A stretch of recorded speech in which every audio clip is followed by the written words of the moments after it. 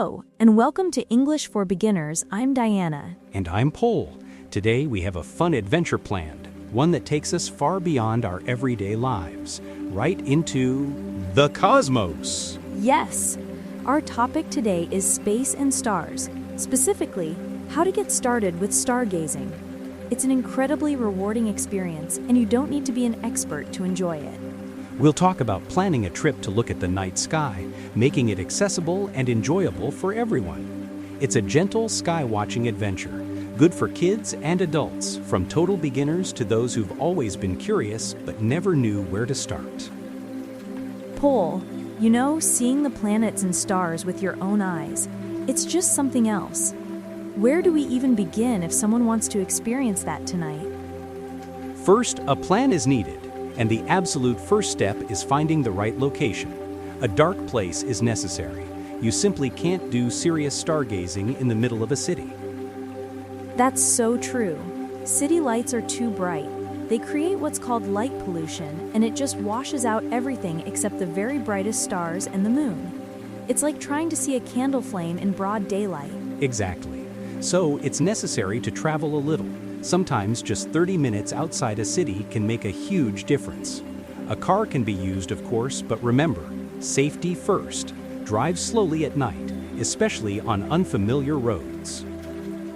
And it's a good idea to scout the location during the day if possible, just to make sure it's safe and accessible. Look for open fields, national parks, or designated dark sky preserves. Websites like Dark Sky Finder can be super helpful. Okay, so we've got a dark place in mind, maybe a quiet spot in the countryside. What to pack? Because it's not just about looking up, right? Comfort is key. Absolutely.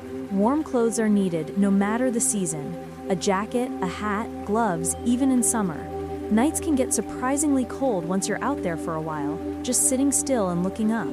Good idea. I've made that mistake before, thinking a light sweater would be enough. An hour later, I was shivering.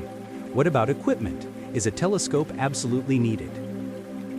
A telescope is great, and we'll definitely talk about them, but honestly, it's not necessary for beginners. Your eyes work incredibly well. They are amazing instruments for soaking in the vastness of the night sky. That's a relief for those who don't want to invest right away. So the eyes can be used. That's easy and free. However, if you want a little more magnification without the complexity of a telescope, binoculars are fantastic. Even a basic pair, like 7x50 or 10x50, can reveal so much more. You'll see the moon's craters in detail, bright star clusters, and even some nebulae. That's a great tip. Binoculars are much more portable too. And if someone does want to bring a telescope, how should they handle it? If a small telescope is packed, make sure it's secured in its case. Be gentle with it, as optics are sensitive. It definitely helps to see the moon and maybe a planet like Jupiter with its moons or Saturn with its rings. Wow, Saturn's rings through a small telescope. That would be incredible. What else makes the experience more comfortable? Also needed is a blanket or a camping chair to sit on the ground or recline. Your neck will thank you. And critically important, a red light flashlight. You can buy them, or even just put red cellophane over a regular flashlight. Why a red light, Diana? Isn't any light good for seeing where you're going in the dark? White light hurts night vision. It takes about 20 to 30 minutes for your eyes to fully adapt to the dark, and a blast of white light instantly ruins that adaptation. Red light is gentle on the eyes and preserves your night vision, allowing you to see fainter objects. Smart. That makes so much sense. Okay, so warm clothes, a blanket or chair, a red flashlight, maybe binoculars or an optional telescope. Anything else for navigation? Yes, a star chart or a stargazing app on your phone is super helpful. Just remember to put your phone in night mode or use a red light filter to protect your night vision. Great, so we're packed and ready to go. Let's imagine we've reached our destination. The car is off, we're out in the open. Whispering. The destination is reached. Wow. Look up, Poul. Take a deep breath and just soak it in for a moment. Whispering. The sky is amazing. So many stars. I mean, truly countless. It's overwhelming in the best possible way. The sky is a big, big universe, and we are just a tiny part of it. It really puts things into perspective, doesn't it? It absolutely does. So what is that super bright light right there? Is it a star or something else? That big bright one might be the moon, depending on its phase. If it's out, it can be breathtaking. See the craters even with just your eyes, or better yet, through those binoculars. Oh yes, with the binoculars they are so visible. It is big and gray, almost like a separate world up there. I can see the shadows inside the craters. Incredible. And look near the horizon, a bit above where the trees meet the sky. See that steady, unwavering light? That might be a planet, maybe Venus, which is often visible after sunset or before sunrise, or Mars, with its distinctive reddish hue. Ah, I see it. It's not twinkling like the other stars. So that's the key, right? Planets look different from stars. Stars twinkle, but planets shine steady. Exactly. That's one of the easiest ways to tell them apart. Stars twinkle because their light travels through many layers of Earth's turbulent atmosphere. Planets are closer, so their light isn't as distorted. This is learning astronomy in action. The sky is being watched, and we're understanding what we see. It's fascinating. I can see a group of stars here. It looks almost like a picture, kind of like a giant W or M shape. That is a constellation. That one sounds like Cassiopeia. People made stories about these star pictures for thousands of years. They were the original storytellers, navigating by them and creating myths. Learning to spot constellations is a really fun way to get to know the sky. This is so much phoesis. Much curiosity about space has been generated for me tonight. I want to learn more about the legends behind these star patterns now. Me too, Poul, and it really opens your mind, doesn't it? Space exploration is so exciting. One day, people might travel beyond Earth to Mars.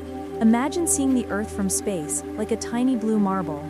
That is a big adventure, maybe for another podcast. For tonight, a blanket and the stars are more than enough for me. It's so peaceful out here. It truly is. Don't forget, beyond the individual stars and planets, there are meteor showers, which are like natural fireworks displays. The Perseids in August and the Geminids in December are particularly good. Oh, I've heard of those. So you just need to find a dark spot and look up during those times? No special equipment. Exactly. Just your eyes and a lot of patience. And comfort, of course. Lay back on that blanket or in a reclining chair and just watch. Sometimes you might even spot the International Space Station, a bright moving light that looks like a very fast airplane but without blinking lights. That's incredible, knowing there are people up there, looking down on us while we're looking up at them. It really makes you feel connected. It does, and that's really what stargazing is about. It's about connecting with something ancient and vast, gaining perspective. It's also incredibly calming. I can definitely feel that calm tonight. It's been about an hour already, I think. Sound of a gentle chime. Okay, that means the time spent is 1 hour. Time to clean up and head back, but the memories will last. Nature must be kept clean. All trash should be packed. Leave nothing behind but footprints, right? And maybe some good vibes. Yes, cleanup after stargazing is important. Leave the place better than it was found, or at least exactly as you found it. Respecting these beautiful dark places ensures others can enjoy them too. The moon is setting now, and I can already see a faint glow on the horizon. The sun will come soon. The sun is a big, hot star, our very own star. It gives us light and warmth every day. But remember, the sun should always be watched safely, never directly with your bare eyes or through optical instruments without proper solar filters. That's for another adventure, though. A great night, Diana. I feel refreshed and full of wonder. Who knew such a simple activity could be so profound? A truly great night, Poul. This was a wonderful adventure, and I hope it inspires our listeners to embark on their own night sky journey. Thank you for joining us on English for Beginners. We love sharing these experiences with you. Keep practicing English and keep looking up. The universe is waiting to be explored, even from your own backyard, with just a little planning. Good night and happy stargazing, everyone.